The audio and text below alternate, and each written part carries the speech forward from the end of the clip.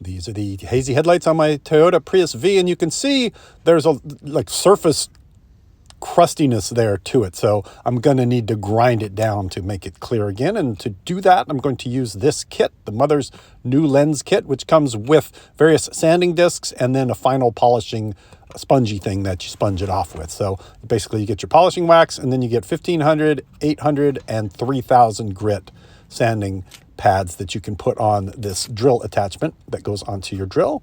And then you finish it off with polish on a sponge. So let's take a look at how it works, and we'll look at the before and after and see if it's worthwhile. The only other thing you need is a spray bottle to spray water on it while you're doing it. It doesn't come with that.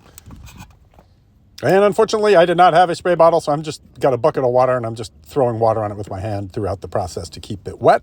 And then you just get your drill on it, starting out with the 800 grit, and relatively slow RPMs with this one. And then with the other pads, you use more RPMs. It tells you exactly what RPMs to use when you're doing it. The trickiest part for me on this headlight is that it's got so many weird angles on it and points that it's really hard to get into all the corners. And after each stage of polishing, you want to wash it and dry it and see if you missed any spots. Like when I did this, I realized that there were a few shiny spots that I had actually missed.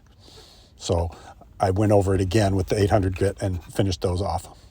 And then I used the 1500 and it got a little better. And then I switched up to the 3000, which is kind of just a soft pad. Doesn't even feel like sandpaper, and gave it and this one runs at higher RPM than the previous ones. They want you to really spin it fast to do this final polishing job before you do the rubber sponge and waxer. So that's what it looked like after that.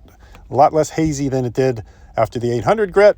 And then finally, we put a little bit of this polish onto the sponge, and they recommend using the sponge on your headlights before you do any of the hard grinding, just to see if the sponge alone will take care of your headlights and if you even need to use the sandpaper. In my case, I needed to use the sandpaper because there's just too much surface pitting on the actual plastic.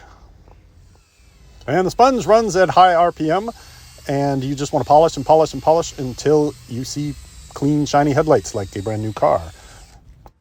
And you want to use the end of it. You don't want to use it sideways. I found out the hard way. That is a pretty hard disc that's on the back of it. And I was trying to get into some of the funky angles on my car, and I ended up putting scratches onto the headlight up there at the top.